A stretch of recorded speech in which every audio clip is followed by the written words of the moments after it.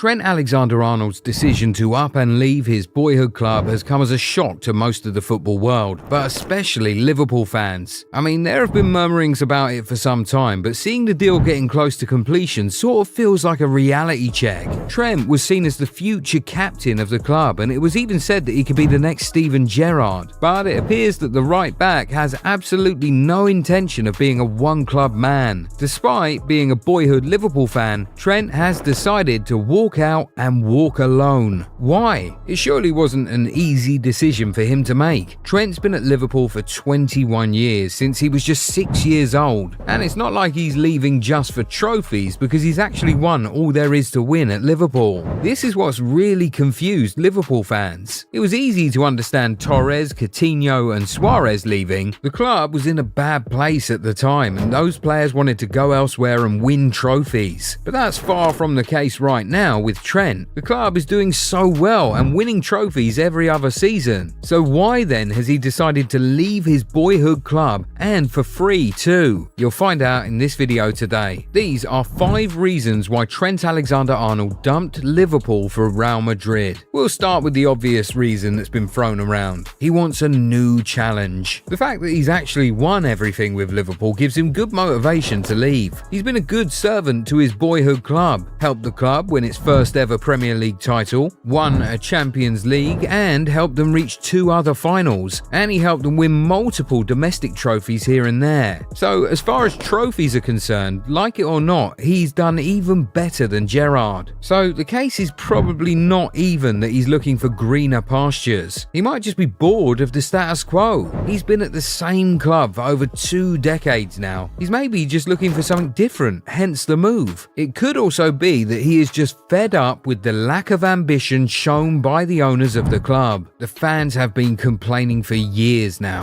The owners are hardly ever active in the transfer windows. It's either Liverpool are unwilling to spend real money, or they let themselves get bullied by other clubs. If it's neither of those two happening, then it's just top players flat out rejecting Liverpool. And one could argue that this is why the club has got so close but ended up missing out on certain trophies in recent years. Last summer, Liverpool failed to make any meaningful signing and still didn't do anything in January. And well, you could say that inactivity in those 2 windows cost them in the business end of the season. A club that should have been going for the quadruple ends up having to settle for just 1 trophy. So maybe Trent is tired of waiting for FSG to act right and has decided to just move to a well-run club that's proven to have good ownership that truly cares about the success of the club. But we'll be honest, the next reason seems the most likely. We'll talk about it in a second, but if you aren't yet subscribed to the channel, make sure to do that right now so that you never miss out on amazing content. Now to the 3rd reason. Let's face it, Trent Alexander-Arnold definitely sees himself as the potential GOAT of his position, and he wants to move to Real Madrid to fulfill that potential. With his reputation and how much he's already done at Liverpool, he surely believes he can retire as the greatest right back in football history. And this is not even us speculating. The Englishman has said himself that he wants to end his career as the greatest right back the sport has ever seen. But it's very unlikely that he will cement that status if he finishes his career at Liverpool. I mean, look at Steven Gerrard, for example. Listen to how his peers talk about him. You would know he was a generational talent, a truly special player. But he struggles to get into conversations about greatest midfielders in football history. You would always mention Zidane, Xavi, Iniesta, and maybe even Modric ahead of him.